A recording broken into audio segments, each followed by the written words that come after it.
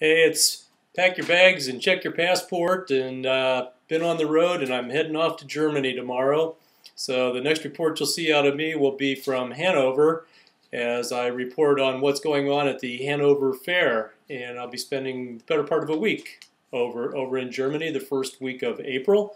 I'm recording this on April Fool's Day, but it's no April Fool's. But most of the blogs I read on the web are full of April Fool jokes, but not from here. I'm not creative enough for that kind of stuff. This week I'm talking about Invensys. Always a lot of news, always a lot of interest in what the heck is going on with Invensys. The week before I was in Chicago at the Automate show, which is the old robot vision and motion control shows all combined in one, and they were co-located with ProMat, a material handling show. And I went over to ProMat a little bit, but I only had one day I could spend. And the third thing I'm going to talk about is actually the first thing, and that is saying goodbye to Wes Iversen, who has been managing editor of Automation World ever since we started. He's taught me the AP Style Manual and probably how to be a journalist over the last 8 years, and he has decided to retire. So went up to Chicago again this week to take him and his wife out to dinner and had a good time, and today is his last day. So wish Wes well in his retirement, and we'll welcome Renee Robbins Bassett. She got married since she left Control Engineering, and she was managing editor at Control Engineering, did some work at Putman and several magazines before that, and I think she's kind of the same mold as Wes, who will be the trained journalist to keep the guy, the manufacturing guy, me, honest about as far as all that goes. So little bit of change in Automation World, but all for the better, I'm sure. And while I'm on Automation World, the end of April, you can still sign up to come to our Packaging Automation Forum. We have some excellent speakers. I'm leading a panel on safety, on machine safety, and it doesn't matter if you're in packaging or any other kind of machinery. This seminar session will be very good because machine safety is machine safety, so it doesn't really matter what kind of machine exactly. So you can go to, you can just search Packaging Automation Forum and sign up for that. It'll be a good time. It's only a day, and we have a lot of good content, some really good speakers coming in. So I promised you Invensys, and I've got so much stuff here. I've actually got notes this week. Don't often do that, but my good friend Jim Pinto, with whom I debate this point all the time, and he has kind of anyway a history with Invensys. Invensys at the top. Now I don't really cover Invensys PLC, the corporate entity in London. I don't know anybody there. I never met Ulf. I don't know anybody over there. And all I know is it was a company that was assembled rapidly, had financial problems, had a lot of turmoil at the corporate level. Some of it filtered down to the process people that we all deal with and know, and created a lot of strife and hardship. And under Ulf, the company got its financial house pretty much in order. Now the question becomes: was it Ulf or was it Wayne, the guy who was chief financial officer? Who Ulf was summarily fired last week, and no explanation. And people like my friend Jim Pinto say, "Well, why no explanation?" Well, they don't usually give explanations, or if they do, it's to pursue some, it's that kind of stuff. Anyway, so maybe the architect of the financial stability is now taking over. We won't know. You can speculate and you can listen to people all you want and speculate, and that's all it is, and we don't know. We'll just have to watch for performance. There are basically 3 sections of Invensys left. There's Rail, which I know nothing about, which was pretty steady, but supposedly is not doing as well now. One problem with Ulf is he went to China and said it looked like the Chinese Southern Railroad would buy that division, and then it fell through, and I don't know. Those guys at that level sometimes are interesting. But anyway, through some of the decisions Ulf made with the process side have really had some repercussions that have lasted. He brought in a woman with an IT services background who to head up the process systems, which was weird. She did not supervise Wonderware, which is where you might have thought she would have gone, and under her morale, I mean morale was probably going to go down at Foxborough anyway, because things were changing in the process control world at any rate, and they were going to have to undergo some significant changes. But she kind of exacerbated the changes, and it was pretty much a disaster. And so Invensys PLC reorganized its controls and software businesses. Sudipta Bhattacharya had come on board at Wonderware to become the CEO of Wonderware, and so they did a little reorg up there in London and came back and said, okay, we're going to reorganize, put Wonderware and Eurotherm in with Invensys Process Systems, which included Foxborough, Avantis, Triconics, and Simsci Escor, and we'll make it one big industrial division and put Sudipta in charge. 2 years. So it's been 2 years, and so while as Jim is speculating once again as to whether Invensys PLC will be sold, like I said, I don't follow that. Maybe they will. Siemens has announced a big war chest of money that they now want to spend, and the process stuff and some of the software, Siemens, would find a good fit. Its process is kind of strong in certain other areas. So don't know what'll go on there. Maybe it will, maybe it won't. Some people like to speculate. It's beyond me. I don't do that. I don't even do my own investments. I just ship it off to a friend of mine for investing. So regardless of that, I just had an hour phone conversation with Sudipta a couple of days ago to talk about what's happened in 2 years. Sudipta had to change a lot. He had to integrate a whole bunch of divisions, and he had to get the company not only integrated but in a new direction, try to get morale built up, which was going to be very hard because every move he made was criticized. I think there must be 50 people in Foxborough who sincerely, they're so bitter they hope that Invensys fails, I think. Because I know I will get emails out of this that I've been bought off by the evil people at Invensys. But I just for my yoga class last night, I always look for a quote, and I got a quote from Goethe, the German writer, who said that you must continue to change, otherwise you will harden.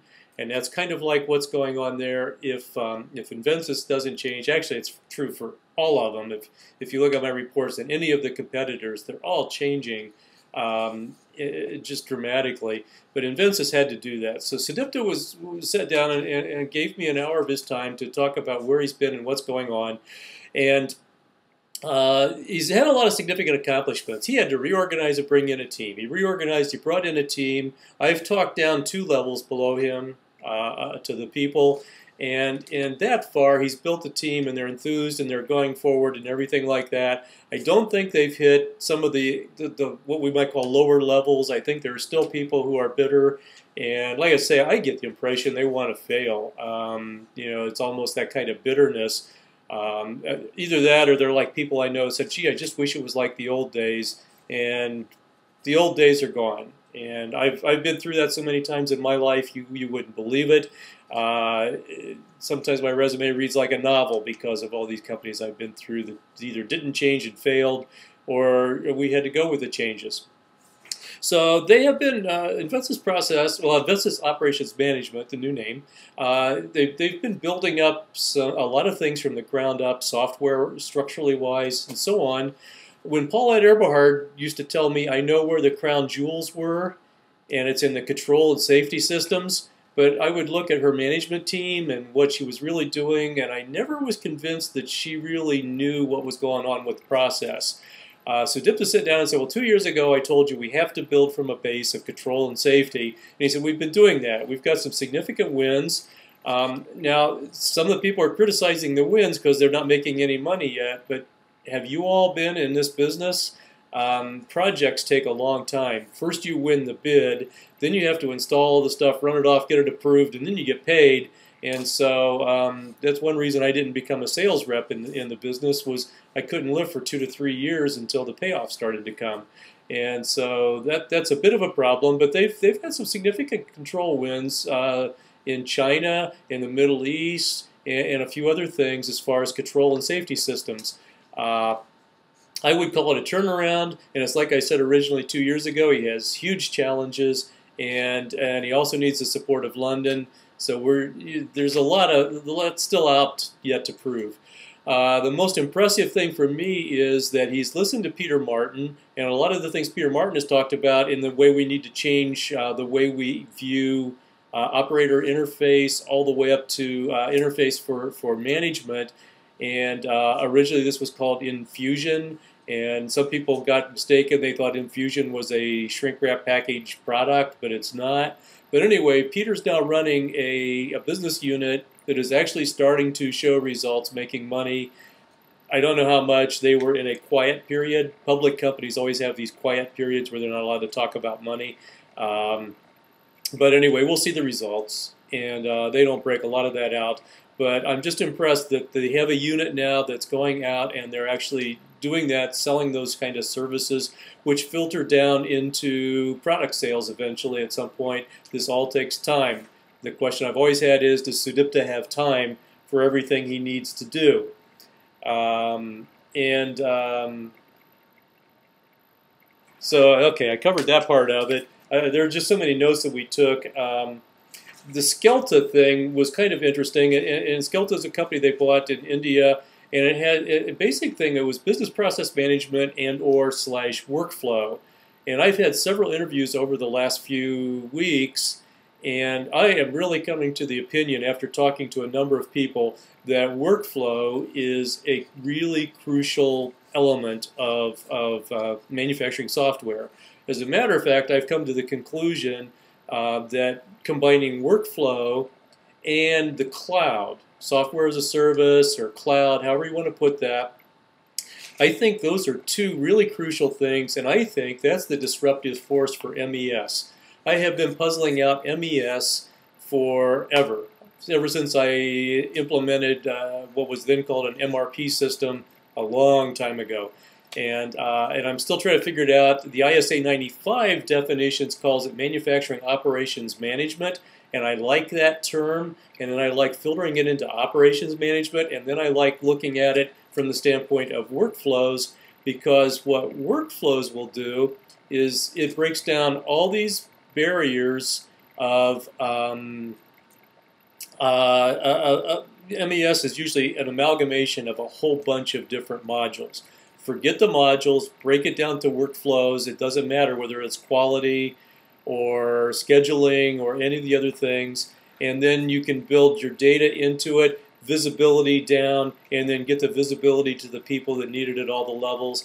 And the couple of the things that the team under Sudipta is working on are building up that workflow from not only business process management, but manufacturing business process management, all the way down. I had a talk. This is not Invensys. Somebody else I talked to who actually built a workflow engine and sold it to a company that actually used it for the basis of developing their batch management system with other things. But that's how powerful I think this is.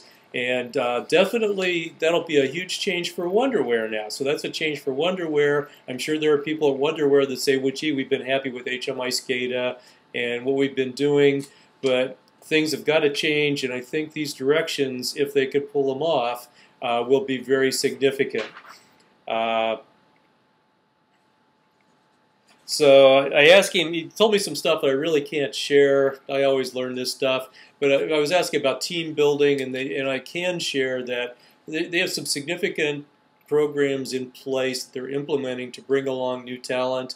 I just feel it's unfortunate that they can't get to enough people fast enough to move things along, but I think that they are moving, and a lot of things that yet to do. So there's a lot left on Sudipta's plate, but I think that he and his team have come a long way in 2 years. I think that anybody who was hoping for instant turnaround is smoking something funny in their hookah. But at any rate, they're moving on. They're changing. There's transformation. They are still the people running the thing now understand the plant and control and safety and so on, as well as understanding how it all fits in the enterprise. So yeah, I still think he's on the right track, and I still hope that he has time. Because I'd like to see all those deep people stay employed, and I'd like to see one more thriving competitor out there. I like that. I like competition, and so I wish him well because of those kind of feelings. I basically don't wish anybody ill. So we'll see. We'll see if if somebody like Siemens ponies up a whole bunch of cash and buys it, or that's all stuff out of all of our control. But as far as on the operations side and control and the systems that we all deal with, they're moving in some very interesting directions, and I think that we're going to see the whole industry continue to move that way, some quieter, some more visible, and so on. Well, shift gears. And now I was at Automate, which is a whole different kind of thing. We're not talking process systems now. We're talking more discrete manufacturing, if you will.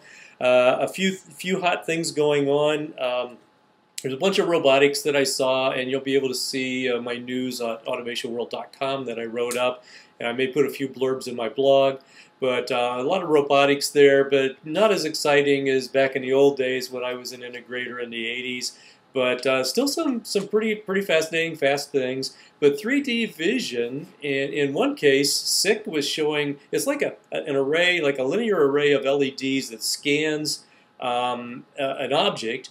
And because of some algorithms and the way the light deflects and so on and the way they can read it, it will return a color 3D image of whatever the heck it showed. So they showed like a jagged piece of wood. And in that jagged piece of wood, they showed all the different colors, the disparities, and so on as far as the 3D is way cool. And MotoMan was showing some 3D. In fact, they had 4 webcams, just cheap old webcams, up in a corner looking down at the workplace. And then as they did that, they had a bunch of cubes just jumbled, and the robot could read the three-dimensional picture and figure out how to go in and manipulate and go pick up that object.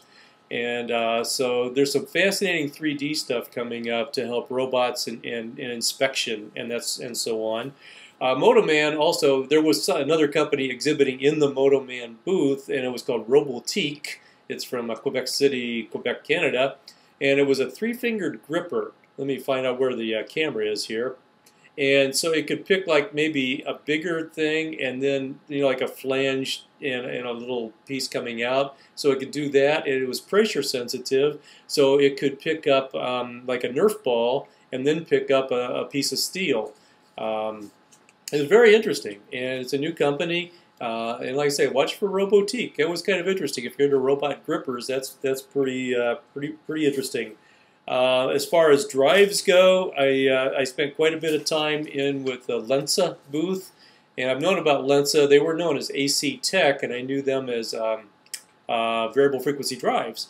But they've got a full line of motion control, or a big line anyway, of motion control, and actually some other controllers in there. Chuck Edwards has moved over. I knew him as a senior vice president at Rockwell. He knows marketing. And he knows the technology and the market, and he's looking pretty aggressive. So you're probably going to hear more on the motion side from Lensa. That's L-E-N-Z-E. So there's a lot happening on that kind of that broader appeal motion control that could be interesting. So anyway, this is Gary Mintchell, editor-in-chief of Automation World magazine. And as a long recap, I had a lot of stuff to cover, but covered Invensys and Automate. Our packaging automation forum, hey, sign up and go. It'll be a great time, that's for sure. And at the same time as the PAF, a couple of days, well, like the next day later and so on, there's another conference in the same area of Chicago, out by O'Hare, called MARTS, Maintenance and Reliability Technology, and that's a conference. And if you're into that, maintenance and reliability, I have actually spoken at that conference a couple of times. They do a really good job, so you could come to the Packaging Automation Forum, learn about machines, go over and check out MARTS, and just do a Google search for MARTS, M-A-R-T-S, and you'll find that. And you can spend a worthwhile 4 days or so in the northern Chicago suburbs, and that's a great place. Got a good places to eat. It's a really quick L ride downtown if you want to go to some of the good restaurants. So anyway, it's all well and good, and it's very cool. And next week, I promise, a report from Hanover.